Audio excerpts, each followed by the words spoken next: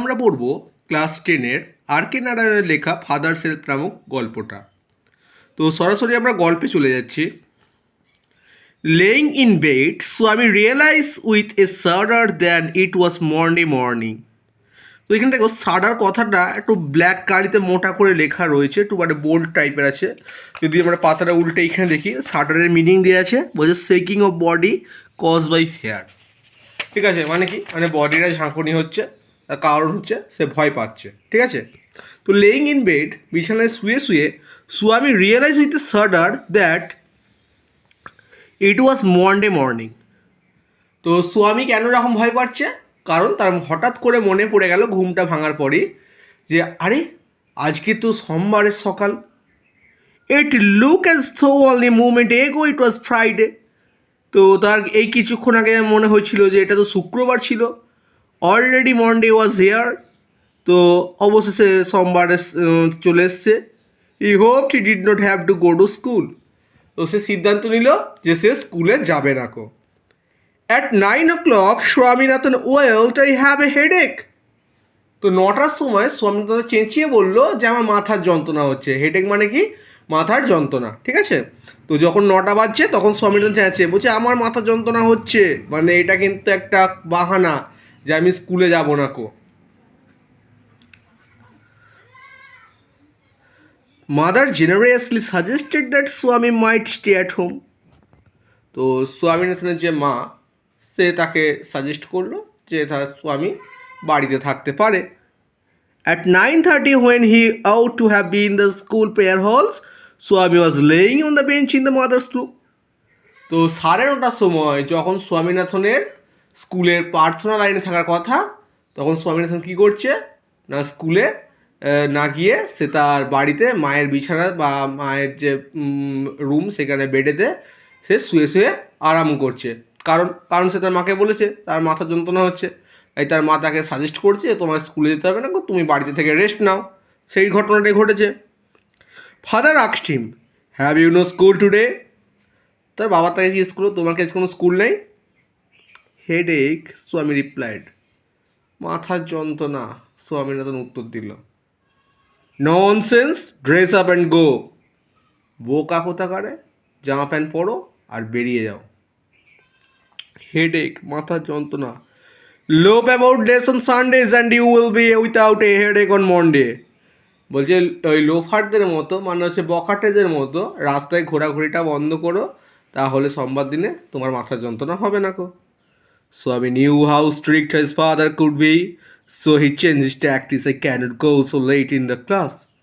স্বামী জানতো তার বাবা কতটা কঠিন, তাই এবার সে তার মতলবটা পরিবর্তন করলো। তার জন্য সে কী বলছে দেখো, বলছে I can not go so late to the class, আমি আমার ক্লাসে এত দেরিতে যেতে পারবো। এই দেখো ছবিটা, স্বামীনাথন বাড়িতে শুয়ে আছে আর তার বাবা এসে তাকে জিজ্ঞেস করছে হ্যাঁ। ওখানে স্বামীনাথন বলেছিল যে সে দেরিতে স্কুল যেতে পারবে না গো। তার প্রত্যুত্তরে তার বাবা কী বলছে দেখো, you will have to, it is your own fault. বলছে তুমি অবশ্যই যাবে, এটা তোমার ভুল। What will the teacher think if I go so late? যদি আমি এত দেরিতে যাই তাহলে আমার শিক্ষক আমার সম্পর্কে কী ভাববে? Tell him you had a headache and so are late. তুমি তাকে বলবে তোমার মাথা যন্ত্রণা হচ্ছে তাই তোমার দেরি হয়েছে। He will scold me if I say so. সে আমি যদি আগে এই কথাটা বলি তাহলে তিনি আমাকে বকাঝকা করবেন। Well hey, let us see, what is his name? বলছে ও আচ্ছা, তো তাকে আমি দেখছি, তার নাম কি? Samuel. Does he always scold the students? সে কি ছাত্রদেরকে এইভাবেই সবসময় বকাঝকা করে? He is very angry young man. তিনি খুবই রাগী একটা লোক। He is specially angry with the boys who comes in late. তিনি সেই সমস্ত ছেলেদের ওপরই বেশি রেগে থাকেন যারা খুব দেরিতে স্কুলের ক্লাসে আসে। I would not like to go late to Samuel class. আমি এত দেরিতে স্যামুয়েলের ক্লাসে যেতে পারবো না কো। If he so angry why not tell your headmaster about it? তো যদি সে এতটাই রেগে থাকে তাহলে তুমি তোমার হেডমাস্টারের কাছে কেন নালিশ করো না? They say that even the headmaster is afraid of him. তো সে কি বললো হেডমাস্টারও তাকে ভয় পায়। দেন দেখো ওয়ার্ড নেক্সট আছে সাডার। সাডারের মিনিংটা তো আমি বললাম যে shaking of body cause by fear, তো ভয়ের কারণে যখন বডি কেঁপে ওঠে। আর লোপ মানে মুভ অ্যারাউন্ড ইন অ্যান এরিডেল ম্যানার, তো যারা আছে মানে ওই লোকটাকে লোফার বলা হয় বাংলাতে অনেক সময়তে, তো যারা কোনো কারণ ছাড়াই ঘুরে বেড়ায় তাদের লোফার বলা হয়। তারপরে কম্প্রেনশন এক্সারসাইজ আছে, একেতে হচ্ছে choose the correct alternative to complete the following sentence. একের দাগের এর with a shudder Swami realise that it was Friday, Thursday, Wednesday, Monday. তো বলছে হঠাৎ করে ওঠার পর স্বামী তখন বুঝতে পারলো যে এইটা ছিল, তো কোন ডেটা হবে তোমরা আগে বলো। ইট ওয়াজ মনডে।